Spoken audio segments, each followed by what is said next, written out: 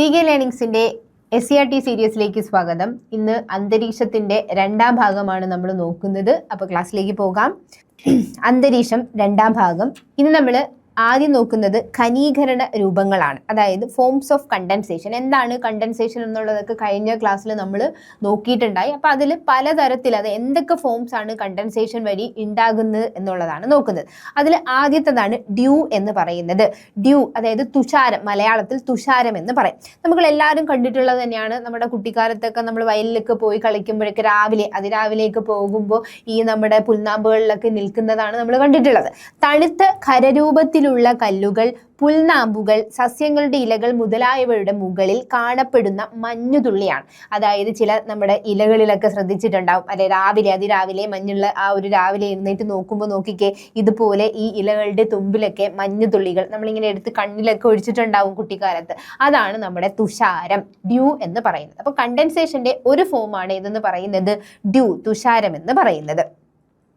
അടുത്തത് അപ്പൊ ഈ ഒരു തുഷാരം എന്ന് പറയുമ്പോൾ അതിന്റെ രൂപീകരണവുമായി ബന്ധപ്പെട്ട് അതിന് കുറച്ച് ഒരു സിറ്റുവേഷൻസ് വേണം. ആ ഒരു സിറ്റുവേഷൻ എത്തുമ്പോഴേ എന്ത് രൂപീകരിക്കത്തുള്ളൂ, ഈ ഒരു ഡ്യൂ ഫോം ചെയ്യത്തുള്ളൂ. അതിന്റെ ഫസ്റ്റ് വേണം, അതായത് തുഷാര രൂപീകരണത്തിന് അനുയോജ്യമായിട്ടുള്ള സിറ്റുവേഷൻ എന്ന് പറയുന്നത് മേഘരഹിതമായിട്ടുള്ള ആകാശം, മേഘമില്ലാത്തൊരു ആകാശമായിരിക്കണം, ശാന്തമായിട്ടുള്ളൊരു വായുവായിരിക്കണം, ഉയർന്ന ആപേക്ഷിക ആർദ്രത, റിലേറ്റീവ് ഹ്യൂമിഡിറ്റി കഴിഞ്ഞ ക്ലാസ്സിൽ നമ്മൾ പറഞ്ഞു. അതിൻ്റെ തന്നെ ഉയർന്ന ആപേക്ഷിക ആർദ്രത ശ്രദ്ധിക്കുക. ഇതുമാതിരി തന്നെ ചോദിക്കും, എക്സാമിന് സ്റ്റേറ്റ്മെന്റിൽ ചോദിക്കും. നീണ്ട തണുപ്പുള്ള രാത്രികൾ, നീണ്ട തണുപ്പുള്ള രാത്രികൾ, ഇത്രയും സിറ്റുവേഷൻസ് വരുമ്പോഴാണ് നമ്മുടെ ഈ ഒരു ഫോംസ് ഓഫ് കണ്ടൻസേഷൻ, അതായത് ഡ്യൂ അല്ലെങ്കിൽ തുഷാരം രൂപീകരിക്കുന്നത്. തുഷാര രൂപീകരണത്തിന് തുഷാരാംഗം ഖരാംഗത്തിന് മുകളിലായിരിക്കുന്നത്. അപ്പൊ എന്താണ് തുഷാരാംഗം എന്നുള്ളത് നോക്കാം. തുഷാരാംഗം എന്ന് പറഞ്ഞു കഴിഞ്ഞാൽ ഡ്യൂ പോയിന്റ് ആണ്. അപ്പൊ ഒരു പെർട്ടിക്കുലർ ടെമ്പറേച്ചർ, ഒരു നിശ്ചിത താപനിലയാണ് ഇവിടെ പറയുന്നത്. എന്തിനുള്ളത്? അന്തരീക്ഷത്തിലെ നീരാവി, അന്തരീക്ഷത്തിലെ വാട്ടർ വേപ്പർ തണുത്ത് വെള്ളത്തുള്ളികളായിട്ട്, ആ തണുത്ത് അത് എന്തായിട്ട് മാറണം, വെള്ളത്തുള്ളികളായിട്ട് മാറുന്ന നിശ്ചിതമായിട്ടുള്ള സ്പെസിഫിക് ആയിട്ടുള്ള താപനില, അതാണ് എന്തെന്ന് പറയുന്നത് ഡ്യൂ പോയിന്റ് എന്ന് പറയുന്നത്.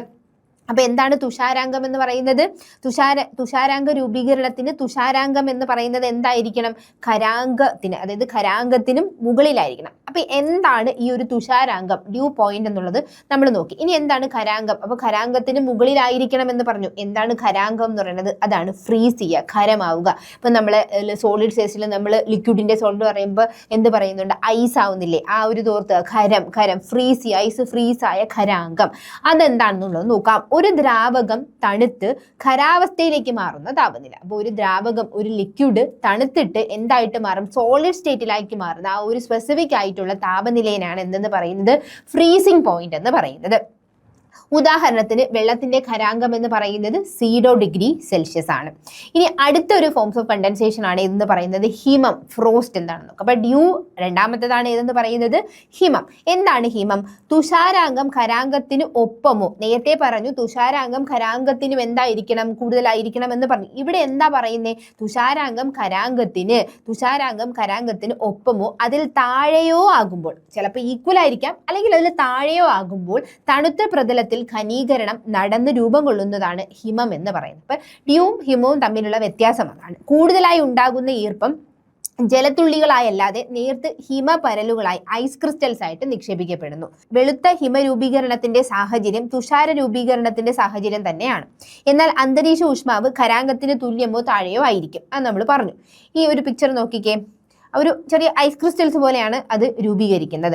ഇനി മൂടൽമഞ്ഞും നേർത്ത മൂടൽമഞ്ഞും, ഇതാണ് മൂന്നാമത്തെ ഒരു ഫോം എന്ന് പറയുന്നത്. നേർത്ത മൂടൽമഞ്ഞും നമ്മൾ കേട്ടിട്ടുള്ളതാണ് ഫോഗും മിസ്റ്റും. എന്താണ് ഫോഗും മിസ്റ്റ് എന്നുള്ളത് നോക്കാം. വായുവിൽ ധാരാളമായുള്ള ജലബാഷ്പം ഊഷ്മാവം പെട്ടെന്ന് താഴും, അതായത് ടെമ്പറേച്ചർ പെട്ടെന്ന് താഴുമ്പോൾ അതിലടങ്ങിയിരിക്കുന്ന നേർത്ത പൊടിപടലങ്ങൾ പറ്റിപ്പിടിച്ച് എന്ത് ചെയ്യുന്നുണ്ട്? ഘനീഭവിക്കുന്നുണ്ട്. ഇങ്ങനെ ഭൂമിയുടെ ഉപരിതലത്തോട് ചേർന്ന് രൂപം കൊള്ളുന്ന മേഘങ്ങളെയാണ് എന്തെന്ന് പറയുന്നത്? മൂടൽമഞ്ഞ് എന്ന് പറയുന്നത്. ഇനി ഇതിൽ തന്നെ നേർത്ത മൂടൽമഞ്ഞ്, അതാണ് ഏതെന്ന് പറയുന്നത്? മിസ്റ്റ് എന്ന് പറയുന്നത്. അതായത് മൂടൽമഞ്ഞും നേർത്ത മൂടൽമഞ്ഞും തമ്മിലുള്ള ഏക ഡിഫറൻസ് എന്ന് പറയുന്നത് എന്താ? മൂടൽമഞ്ഞില് നേർത്ത മൂടൽമഞ്ഞിനേക്കാളും ഈർപ്പം അടങ്ങിയിരിക്കുന്നതായിരിക്കും. നേർത്ത മൂടൽമഞ്ഞിനേക്കാളും ഈർപ്പം ഏതിലുണ്ടാകും? മൂടൽമഞ്ഞിൽ ഉണ്ടാകും. ഓക്കെ. ഇനി മൂടൽ മഞ്ഞിന്റെ ഘനീകരണ മർമ്മങ്ങളിൽ ഈർപ്പത്തിന്റെ കട്ടി കൂടുതലാണ്. ചുടുവായു മുകളിലേക്ക് വരുന്ന പർവ്വതങ്ങളിലെ തണുത്ത പ്രതലങ്ങളിൽ ചെന്നെത്തുന്നതിനാൽ പർവ്വത പ്രദേശങ്ങളിൽ നേർത്ത മൂടൽ മഞ്ഞ് സാധാരണമാണ്. അപ്പൊ പർവ്വത പ്രദേശങ്ങളിൽ ഈ ഒരു മിസ്റ്റ് എന്ന് പറയുന്നത് നമുക്ക് സർവ്വസാധാരണമായി കാണാൻ കഴിയും. മൂടൽ മഞ്ഞ് നേർത്ത മൂടമഞ്ഞിനേക്കാളും വരണ്ടതും ഉഷ്ണശീതവായു പ്രവാഹങ്ങൾ കൂടിച്ചേരുന്ന പ്രദേശങ്ങൾ രൂപം കൊള്ളുന്നവയാണ്. നമ്മളിപ്പം കോൾഡ് കറണ്ടും അതുപോലെ തന്നെ വാം കറണ്ടും, ഈ കോൾഡ് കറണ്ട് അതായത് ഓഷൻ കറണ്ടുകൾ, ഈ രണ്ട് കറണ്ടുകളും തമ്മിൽ ചേരുന്ന ഒരു പോർഷനിൽ എന്ത് രൂപീകരിക്കും? ഫോഗ്. അത് ഇനി നമുക്ക് ഓഷൻ കറണ്ടുമായി ബന്ധപ്പെട്ട ക്ലാസ്സിൽ ഡിസ്കസ് ചെയ്യുമ്പോൾ പറയാം. അപ്പോൾ അന്ന് ഇവിടെ ശ്രദ്ധിക്കുക, അവിടെ എന്ത് രൂപീകരിക്കുന്നുണ്ട്? ഫോഗ്, മൂടൽമഞ്ഞ് രൂപീകരിക്കുന്നുണ്ട്. ഇതാണ് പിക്ചറിൽ നോക്കിക്കേ, മൂടൽമഞ്ഞ്. ഈ ഒരു മൂടൽമഞ്ഞ് നമ്മൾ കണ്ടിട്ടുള്ളതൊക്കെ തന്നെയായിരിക്കും. ഇപ്പോൾ നമ്മൾ കൊടൈക്കനാലും ഒക്കെ പോയിട്ടുള്ളപ്പോൾ, അല്ലെങ്കിൽ ഊട്ടിയിലൊക്കെ പോകുമ്പോൾ, അല്ലെങ്കിൽ ഹൈ റേഞ്ച് ആയിട്ടുള്ള മൂന്നാറൊക്കെ പോകുമ്പോഴത്തേക്കും ഇതുപോലെ ഇത് കണ്ടിട്ടുണ്ടായിരിക്കും. അടുത്തൊരു ഫോമാണ് ഏതെന്ന് പറയുന്നത് ക്ലൗഡ് എന്ന് പറയുന്നത്. അപ്പോൾ കണ്ടൻസേഷൻ ന്യൂക്ലിയേ, അതിന് ചുറ്റും ക്ലൗഡ് ഫോം ചെയ്യുന്നു എന്നുള്ളതൊക്കെ നമ്മൾ പഠിച്ചു. അപ്പോൾ ആ കണ്ടൻസേഷൻ്റെ ഒരു ഫോമാണ് ഏതെന്ന് പറയുന്നത് ക്ലൗഡ്സ്, മേഘങ്ങളെന്നും ഓർത്ത് വെച്ചിരിക്കുക. അന്തരീക്ഷത്തിൽ ഉയർന്ന താപതലങ്ങളിൽ ജലബാഷ്പം ഘനീഭവിച്ച് രൂപം കൊള്ളുന്ന നേർത്ത ജലഗണികളുടെയോ ഹിമഗണികളുടെയോ സഞ്ചയമാണ് മേഘങ്ങൾ എന്ന് പറയുന്നത്. ഭൂമുഖത്ത് നിന്ന് ഉയരങ്ങളിൽ രൂപം കൊള്ളുന്നതിനാൽ മേഘങ്ങൾ വിവിധ ആകൃതിയിലാണ് കാണപ്പെടുന്നത്. അതായത് ഭൂമുഖത്ത് നിന്ന് ഉയരത്താണ് ഇതെന്ത് ചെയ്യുന്നത്? രൂപീകരിക്കുന്നത്. ഉയരം, വിസ്തൃതി, സാന്ദ്രത, സുതാര്യത എന്നിവയുടെ അടിസ്ഥാനത്തിൽ മേഘങ്ങളെ തരംതിരിക്കാം. അപ്പോൾ ഈ മേഘങ്ങളെ എങ്ങനെയാണ് ക്ലാസിഫൈ ചെയ്യുന്നത് വെച്ച് കഴിഞ്ഞാൽ ഇതിന്റെ ഹൈറ്റിന്റെ അനുസരിച്ച്, ഇതിന്റെ വിസ്തൃതിയുടെ അനുസരിച്ച്, ഇതിന്റെ ഡെൻസിറ്റി, എത്രത്തോളം ഡെൻസിറ്റിയിലുണ്ട് വ്യത്യാസം, എത്രത്തോളം ട്രാൻസ്പെറന്റ് ആണ്, സുതാര്യത എങ്ങനെയാണെന്നുള്ള രീതിയിലൊക്കെയാണ് ഈ ക്ലൗഡ്സിനെ നമ്മൾ ക്ലാസിഫൈ ചെയ്യുന്നത്. ഫസ്റ്റ് നമുക്ക് നോക്കാം സിറസ് എന്ന് പറയുന്ന മേഘം. ഇതൊക്കെ എക്സാമിന് ചോദിക്കുന്നതാണ്, ശ്രദ്ധിച്ചു വെച്ചിരിക്കുക. SCRT-യിൽ പ്രധാനമായി എടുത്തു കൊടുത്തിട്ടുള്ളതാണ് സിറസ് മേഘങ്ങൾ. 8000 മീറ്റർ മുതൽ 12000 മീറ്റർ വരെ, എത്രയാ? 8000 മീറ്റർ മുതൽ 12000 മീറ്റർ വരെ ഉയരത്തിൽ രൂപപ്പെടുന്നതാണിത്. നേർത്ത തൂവലുകൾക്ക് സമാനമായി കാണപ്പെടുന്നു, തൂവലുകൾ പോലെ കാണപ്പെടുന്നു. എല്ലായ്പ്പോഴും ഇവയ്ക്ക് എന്തായിരിക്കും? വെളുപ്പ് നിറത്തിൽ. ഈ നല്ല ഹൈറ്റിലാണ്, 8000 12000 കിലോമീറ്റർ. നമുക്കിത് ഓർത്ത് വെച്ചിരിക്കാൻ തന്നെ മാലാഖയൊക്കെ പോലെ, അല്ലെ ഹൈറ്റിൽ നല്ല വെള്ള കളറിൽ മറ്റേ ഫ്രോക്കൊക്കെ ഇട്ട് നിൽക്കുന്ന മാലാഖയെ ഓർത്ത് വെച്ചിരിക്കുക. നേരത്തെ തൂവലുകൾ ഉണ്ടാവും, മാലാഖയ്ക്ക് തൂവൽ ഉണ്ടാകുമല്ലോ, അത് ഓർത്ത് വെച്ചിരിക്കുക. അതാണ് സിറസ്. സിറസ് ദേവത എന്നൊക്കെ ജസ്റ്റ് ഒന്ന് ഓർത്ത് വെച്ചിരുന്നാൽ മതി. ഇനി രണ്ടാമത്തെ മേഘമാണ് ക്യുമുലസ് എന്ന് പറയുന്നത്. ഇതൊരു പഞ്ഞിക്കെട്ട് പോലെയാണ് കാണപ്പെടുന്നത് കേട്ടോ. അതായത് പഞ്ഞിക്കെട്ടിന്റെ ഇതുമാതിരിയാണ് എന്ത് ചെയ്യുന്നത്? ഈ ഒരു ക്യുമുലസ് മേഘം കാണപ്പെടുന്നത്. പഞ്ഞിക്കെട്ട് പോലെ കാണപ്പെടുന്നു. 4000 മീറ്റർ മുതൽ 7000 മീറ്റർ വരെ ഉയരത്തിലാണ് ഈ രൂപം കൊള്ളുന്നത്. പരന്ന അടിഭാഗത്തോടു കൂടി അങ്ങിങ്ങായി ചിതറിക്കിടക്കുന്ന രീതിയിലാണ് ഈ മേഘം. ഈ മേഘത്തിന്റെ അടി എങ്ങനെയാണ്? പരന്ന അടിഭാഗമായിട്ടാണ് എന്ത് കാണപ്പെടുന്നത്? ക്യുമുലസ് മേഘങ്ങൾ കാണപ്പെടുന്നത്. നോക്കിക്കേ, പരന്ന അടിഭാഗത്തിൽ ഇങ്ങനെ പഞ്ഞിക്കെട്ടുകൾ പോലെ, നേർത്ത പഞ്ഞിക്കെട്ടുകൾ പോലെ കാണപ്പെടുന്നതാണ് ക്യുമുലസ് മേഘങ്ങൾ എന്ന് പറയുന്നത്. അപ്പൊ സിറസ് മേഘം നോക്കി, ക്യുമുലസ് മേഘം നോക്കി. അടുത്തതാണ് സ്ട്രാറ്റസ് എന്ന് പറയുന്നത്. ആകാശത്തിന്റെ സിംഹഭാഗവും ഉൾക്കൊള്ളുന്ന അടുക്കുകളായി കാണപ്പെടുന്നു. താപനഷ്ടം മൂലമോ വ്യത്യസ്ത ഊഷ്മാവിലുള്ള വായുസഞ്ചയങ്ങളുടെ സങ്കലനം മൂലമോ ആണ് ഇത് രൂപം കൊള്ളുന്നത്. അപ്പൊ സ്ട്രാറ്റസ് മേഘം എന്ന് പറഞ്ഞാൽ, സ്ട്രാറ്റ എന്ന് പറഞ്ഞു കഴിഞ്ഞാൽ അറിയാലോ, ലേയേഴ്സ് ആയിട്ടാണ് കാണപ്പെടുന്നത്. ഈ ലേയേഴ്സ് ആയിട്ട് കാണപ്പെടുന്ന മേഘങ്ങളാണ് സ്ട്രാറ്റസ് എന്ന് പറയുന്നത്. അടുത്തതാണ് നിംബസ് മേഘങ്ങൾ എന്ന് പറയുന്നത്. ഈ മേഘം നമ്മളെല്ലാവരും വളരെ ശ്രദ്ധിച്ചിട്ടുള്ള ഒരു മേഘമാണ്. കറുപ്പ് അഥവാ ഇരുണ്ട ചാരനിറത്തിലുള്ള മഴമേഘങ്ങൾ. മഴമേഘങ്ങൾ എന്ന് പറയുന്നത് നിംബസ് മേഘങ്ങളാണ്. ഭൂമിയുടെ ഉപരിതലത്തിനോട് വളരെ അടുത്താണ് എന്ത് ചെയ്യുന്നത്? ഇത് കാണപ്പെടുന്നത്. നമുക്കറിയാലോ, മഴ വരുന്നു, മഴക്കോള് കാണുമ്പോൾ നമ്മൾ പറയാറുണ്ട് അത് ഭൂമിയുടെ ഏറ്റവും അടുത്തായിരിക്കും, നല്ല കറുത്ത നിറത്തിലുമായിരിക്കും ഇത് കാണപ്പെടുന്നത്. സാന്ദ്രത കൂടിയ അദാര്യമായ ഈ മേഘങ്ങളെ, ഇത് സുതാര്യതയില്ല, അദാര്യമായിട്ട് ട്രാൻസ്പെറന്റ് അല്ല, ഒപ്പേക്ക് ആയിട്ടുള്ള ഈ മേഘങ്ങൾ സൂര്യപ്രകാശത്തിന് എന്ത് ചെയ്യുന്നില്ല? കടത്തിവിടുന്നില്ല. ചിലപ്പോൾ ഈ മേഘങ്ങൾ ഭൗമോപരിതലത്തിൽ സ്പർശിക്കും വിധം വളരെ താഴെ ആയിട്ടാണ് കാണപ്പെടുന്നത്. പ്രത്യേക ആകൃതിയൊന്നും ഇല്ലാതെ കാണുന്ന ജലഗണികളുടെ ഒരു കൂമ്പാരമാണ് ഇതെന്ന് പറയുന്നത് നിംബസ് മേഘങ്ങൾ എന്ന് പറഞ്ഞാൽ. പിക്ചർ നോക്കിക്കേ, നമുക്ക് മഴ വരുമ്പോഴത്തേക്കും അറിയാല്ലേ, ഇരുണ്ട് കയറി വരുന്ന ആ ഒരു അന്തരീക്ഷം കാണുമ്പോഴറിയാം ഭൗമോപരിതലത്തിന് ഏറ്റവും അടുത്ത് തന്നെയാണ് കാണപ്പെടുന്നത്. അതിന്റെ കളറും വളരെ വ്യക്തമായിട്ട് നമുക്കറിയാം. ഇതാണ് നിംബസ് മേഘങ്ങൾ എന്ന് പറയുന്നത്. പിക്ചറിൽ കാണുന്നതാണ് നിംബസ് മേഘങ്ങൾ. ഇനി ഈ 4 തരം ഇതൊരു അടിസ്ഥാനമായിട്ടുള്ള ബേസിക് ആയിട്ട് നമ്മൾ വെച്ചിരിക്കുന്ന ഒരു മേഘങ്ങളുടെ. ഇനി ഇവ തമ്മിൽ എന്ത് ചെയ്യും? കൂടിക്കലർന്ന് വേറൊരു ടൈപ്പ് മേഘങ്ങൾ ഉണ്ടാകും. അതായത് ഹൈ ക്ലൗഡ്സ് എന്ന് പറയും. അതായത് ഉന്നത തലത്തിലുള്ള, അതായത് ഈ മേഘങ്ങളെ ഹൈ ക്ലൗഡ്സ്, അതുപോലെ മിഡിൽ ക്ലൗഡ്സ്, പിന്നെ എന്താണ് ലോ ക്ലൗഡ്സ്, പിന്നെ എന്താണുള്ളത് ക്ലൗഡ്സ് വിത്ത് എക്സ്റ്റെൻസീവ് വെർട്ടിക്കൽ ഡെവലപ്മെന്റ്, ഇങ്ങനെയാണ് തരംതിരിക്കുന്നത്. ഇത് എങ്ങനെയാണ് രൂപീകരിക്കുന്നത് പറഞ്ഞു കഴിഞ്ഞാൽ, നമ്മുടെ സിറസ് ഉണ്ടാവും, സ്ട്രാറ്റസ് ഉണ്ടാവും, നിംബസ് ഉണ്ടാവും. ഇവ തമ്മിൽ ഏതെങ്കിലും രണ്ടെണ്ണം കൂടെ കൂടിച്ചേർന്നുണ്ടാകുന്ന മേഘങ്ങളായിരിക്കും. ആദ്യത്തെ മേഘം നോക്കാം. ആദ്യത്തേത് ഹൈ ക്ലൗഡ്സ്, ഉന്നതതല മേഘങ്ങൾ സിറസ്, സിറോസ്ട്രാറ്റസ്, സിറോക്യുമുലസ് അല്ലെ. സിറസ് എന്ന് പറയുന്ന ആദ്യത്തെ മേഘമുണ്ട്, അത് എന്തുമായിട്ട് ചേരുന്നുണ്ട്? സ്ട്രാറ്റസുമായിട്ടോ ക്യുമുലസുമായിട്ടോ ചേർന്ന് മേഘങ്ങൾ രൂപീകരിക്കും. ഇതെല്ലാം ഹൈ ക്ലൗഡ്സ് ആയിരിക്കും.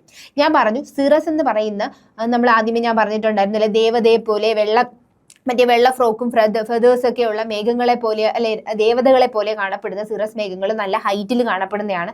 അപ്പൊ ഈ ഹൈറ്റിൽ കാണപ്പെടുന്ന ഉന്നത തലമാണ് അല്ലെ, ഉന്നതതല. അപ്പൊ ഈ സിറസ് വരുന്നത് നമ്മൾ അങ്ങനെയൊന്ന് ജസ്റ്റ് ഓർമ്മിച്ച് വെച്ചിരിക്കുക, വളരെ ചെറിയൊരു കോഡായിട്ട് ഓർത്ത് വെച്ചിരിക്കുക. സിറസ്, സിറോസ്ട്രാറ്റസ്, സിറോക്യുമുലസ്. ഇനി മധ്യതല മേഘങ്ങൾ എന്ന് പറയുമ്പോഴത്തേക്കും അറിയാം, നമ്മൾ മിഡിൽ ക്ലാസ് ഫാമിലീസ് ഒക്കെ വാങ്ങുന്ന ഒരു കാറാണ് ആൾട്ടോ കാർ. നമ്മളൊന്ന് BMW വാങ്ങൂലല്ലോ അല്ലെ, ബെൻസ് ഒക്കെ വാങ്ങാനായിട്ടുള്ള അവധിയില്ല നമുക്ക്. അപ്പൊ അതുകൊണ്ട് ഒരു മിഡിൽ മേഘത്തിൽ വരുന്നതാണ് ആൾട്ടോ സ്ട്രാറ്റസ്, ആൾട്ടോ ക്യുമുലസ്. അപ്പൊ ആൾട്ടോ പേര് വെച്ചിട്ട് നമുക്ക് കണ്ടുപിടിക്കാൻ പറ്റും. ഇനി വരുന്നതാണ് ലോ ക്ലൗഡ്സ് എന്ന് പറയുന്നത്, അതായത് സ്ട്രാറ്റോ ക്യുമുലസും നിംബോ സ്ട്രാറ്റസും. സ്ട്രാറ്റ് എത്തുമ്പോൾ എന്ത് ചെയ്യുന്നുണ്ട്? താഴെ എത്തുന്നുണ്ട്, അല്ലെങ്കിൽ വളരെ ലെയേഴ്സ് ആയിട്ടുള്ള. ക്യുമുലസ് എന്ന് പറയുമ്പോഴും നമുക്ക് വളരെ താഴെ കാണപ്പെടുന്ന ഒരു മേഘമാണ്. ഇനി ക്ലൗഡ്സ് വിത്ത് എക്സ്റ്റൻസീവ് വെർട്ടിക്കൽ ഡെവലപ്മെന്റ്, വിശാല ലംബതല വികാസമുള്ള മേഘങ്ങൾ. ക്യുമുലസും ക്യുമുലോ നിംബസുമാണ് അങ്ങനെ ഒരു വിശാലമായിട്ട് വെർട്ടിക്കൽ എക്സ്പാൻഷനുള്ള മേഘങ്ങൾ എന്ന് പറയുന്നത്. അതായത് വെർട്ടിക്കലായിട്ട് അത് ഡെവലപ്മെന്റ് നടത്തുന്ന മേഘങ്ങളാണ് അതെന്ന് പറയുന്നത് ക്യുമുലസും ക്യുമുലോ നിംബസ് എന്ന് പറയുന്നത്. അപ്പൊ ഇതാണ് ഈ അടിസ്ഥാന മേഘങ്ങളും പിന്നെ കൂടിക്കലർന്നിട്ടുണ്ടാകുന്ന മേഘങ്ങൾ എന്ന് പറയുന്നത്.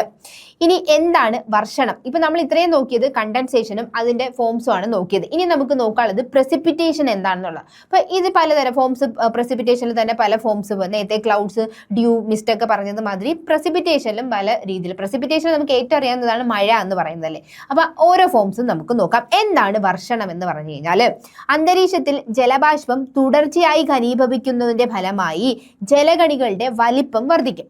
ഇത് അന്തരീക്ഷത്തിൽ ജലബാഷ്പം എന്ത് ചെയ്യുന്നുണ്ട്? തുടർച്ചയായിട്ട് ഘനീഭവിച്ച് ഒരു എക്സ്റ്റെൻഡ്, ഒരു ടൈം കഴിയുമ്പോൾ ഇത് എന്ത് ചെയ്യും? ഇതിന്റെ വലിപ്പം വർദ്ധിക്കും. ഇനി ഇവയ്ക്ക് വായുവിൽ തങ്ങി നിൽക്കാൻ കഴിയാതെ വരും. എന്തിനെ വിസ്റ്റാൻഡ് ചെയ്യാൻ പറ്റത്തില്ല? നമ്മുടെ ഭൂഗുരുത്വ ആകർഷണം. അതായത് ഈ ഒരു ഭൂഗുരുത്വ ആകർഷണത്തിന് വിസ്റ്റാൻഡ് ചെയ്യാൻ, ഗ്രാവിറ്റേഷണൽ ഫോഴ്സിനെ വിസ്റ്റാൻഡ് ചെയ്യാൻ പറ്റാതെ, അതായത് ആ ഒരു ബലം കൂടുമ്പോൾ എന്ത് ചെയ്യും? ഭൂമിയിലേക്ക് പതിക്കും. ഇത്തരത്തിൽ ജലബാഷ്പം ഘനീഭവിച്ച് വിവിധ രൂപങ്ങളിൽ ഭൂമിയിലേക്ക് പതിക്കുന്ന ആ ഒരു പ്രോസസ്സ്, ആ ഒരു പ്രക്രിയനെയാണ്, അല്ലെങ്കിൽ ആ ഒരു പ്രതിഭാസത്തിനെയാണ് എന്തെന്ന് പറയുന്നത്? വർഷണം, പ്രസിപ്പിറ്റേഷൻ എന്ന് പറയുന്നത്.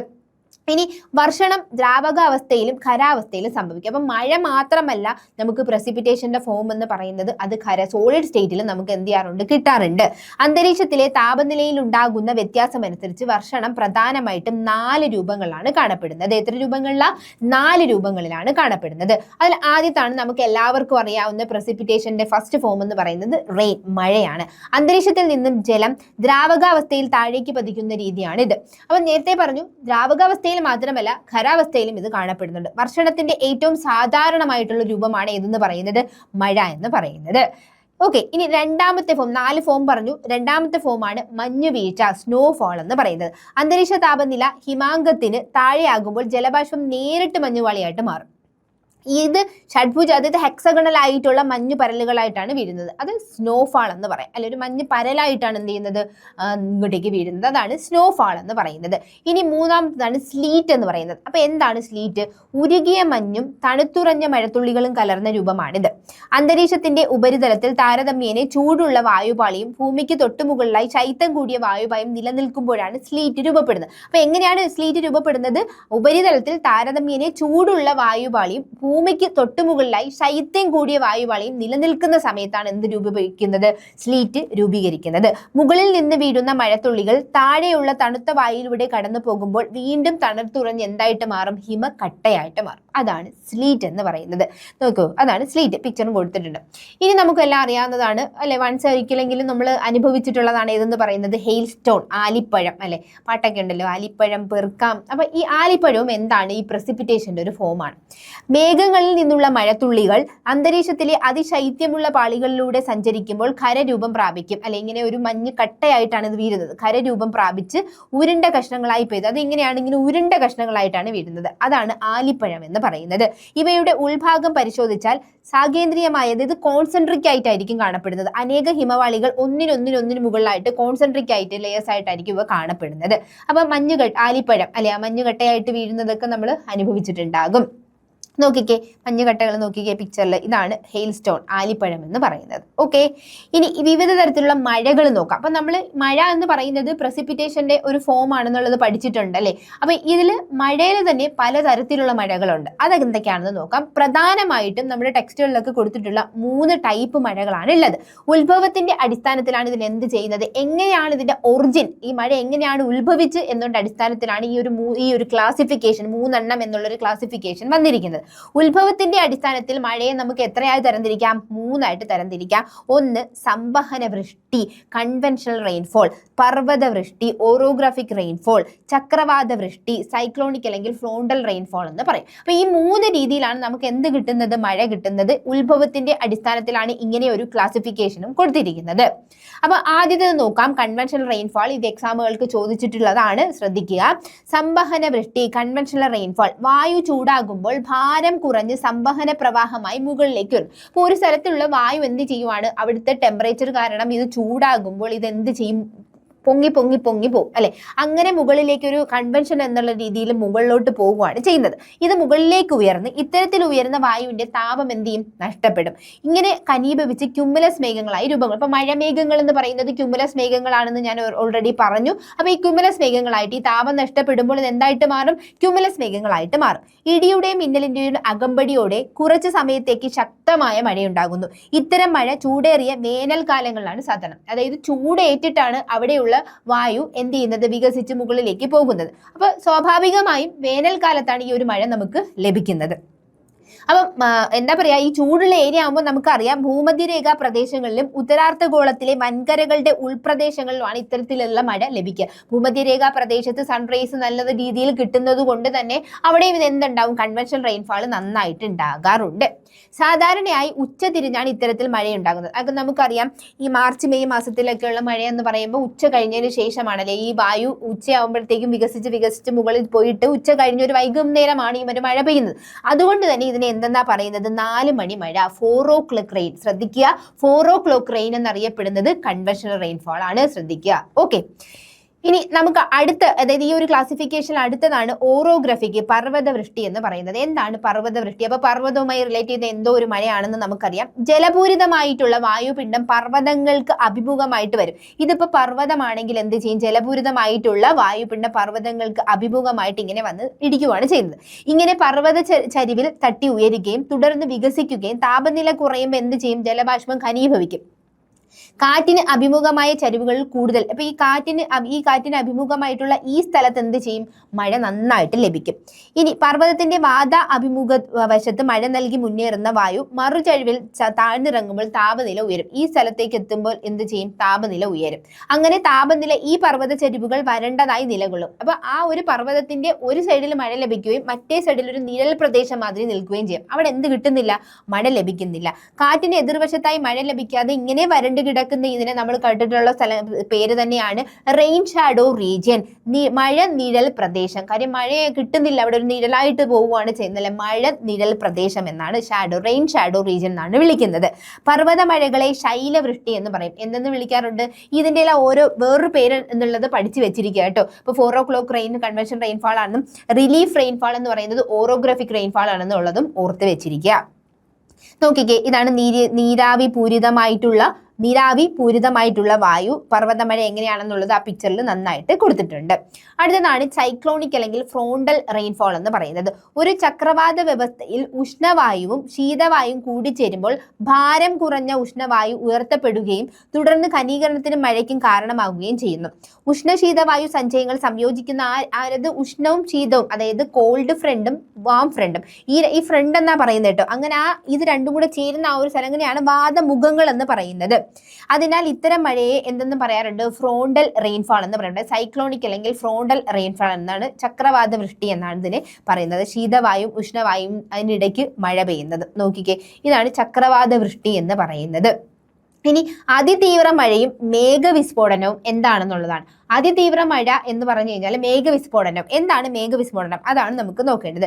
ചില പ്രത്യേക പ്രദേശങ്ങളിൽ വളരെ ചുരുങ്ങിയ സമയം കൊണ്ട് വൻതോതിൽ മഴയുണ്ടാക്കുന്ന പ്രതിഭാസത്തെയാണ് അതിതീവ്ര മഴ എന്ന് വിശേഷിപ്പിക്കുക. എന്താ അതിതീവ്ര? നമ്മൾ പത്രങ്ങളിലും അതുപോലെ തന്നെ ന്യൂസിലൊക്കെ കേൾക്കുന്നതാണ് അതിതീവ്ര മഴയ്ക്ക് സാധ്യത, അല്ലെ തിരുവനന്തപുരം ജില്ലയിൽ അല്ലെങ്കിൽ കൊല്ലം ജില്ലയിൽ അല്ലെങ്കിൽ കേരളത്തിലുടനീളം അതിതീവ്ര മഴയ്ക്ക് സാധ്യത എന്നൊക്കെ കേട്ടിട്ടുണ്ട്. എന്താണ് ഈ അതിതീവ്ര മഴ എന്ന് പറയുന്നത്? ചില പ്രത്യേക പ്രദേശങ്ങളിൽ വളരെ ചുരുങ്ങിയ സമയം കൊണ്ട് വൻതോതിൽ, അതായത് കുറച്ച് ടൈം, ലിമിറ്റഡ് ടൈമിൽ, ആ ഒരു വളരെ ചുരുങ്ങിയ സമയത്ത് കൊണ്ട് വൻതോതിൽ മഴയുണ്ടാകുന്ന പ്രതിഭാസത്തെ തന്നെയാണ് അതിതീവ്ര മഴ. ആ പേരിൽ തന്നെ സൂചിപ്പിക്കുന്നുണ്ടല്ലേ എന്താണ് അതിതീവ്ര മഴ എന്നുള്ളത്. ഇത് മിന്നൽ പ്രളയങ്ങൾക്കും ഉരുൾപൊട്ടലിനും കാരണമാകാറുണ്ട്.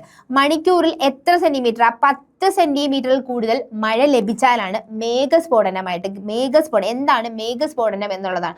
അപ്പൊ എത്രയാണെന്ന് ശ്രദ്ധിക്കുക, ആ ഒരു കറക്റ്റ് തന്നെ നോക്കി വെക്കുക. 10 സെന്റിമീറ്റർ ഒരു മണിക്കൂറിൽ 10 സെന്റിമീറ്ററിൽ കൂടുതൽ മഴ ലഭിച്ചാലാണ് മേഘസ്ഫോടനമായിട്ട് നമുക്ക് കണക്കാക്കാൻ പറ്റുന്നത്. മേഘസ്ഫോടനങ്ങൾ കൂടുതലും എവിടെയാണ് ഉണ്ടാകുന്നത്? പർവ്വത മേഖലകളാണ് മേഘസ്ഫോടനങ്ങൾ ഉണ്ടാകുന്നത്. അപ്പോൾ ഈ ഒരു ക്ലാസ്, അതായത് അറ്റ്മോസ്ഫിയറിന്റെ ഈ 2ാം ഭാഗം എടുക്കാനായിട്ട് ഞാൻ റെഫർ ചെയ്തത് SCERT 10ാം ക്ലാസ്സിന്റെ 1ാമത്തെ ചാപ്റ്ററും SCERT 11ാം ക്ലാസ്സിന്റെ 11ാമത്തെ ചാപ്റ്ററും 11ാം ക്ലാസ്സിന്റെ 11ാമത്തെ ചാപ്റ്ററാണ് എടുത്തിരിക്കുന്നത്. അപ്പോൾ ഈ ഒരു ചാപ്റ്റേഴ്സിൽ കൂടി നിങ്ങളും ഒന്ന് നോക്കുക. എന്തെങ്കിലും അഡീഷണൽ ഒക്കെ ഉണ്ടെങ്കിൽ വായിച്ചു വെക്കുക. അടുത്തൊരു ഭാഗവുമായിട്ട് നമുക്ക് വീണ്ടും കാണാം.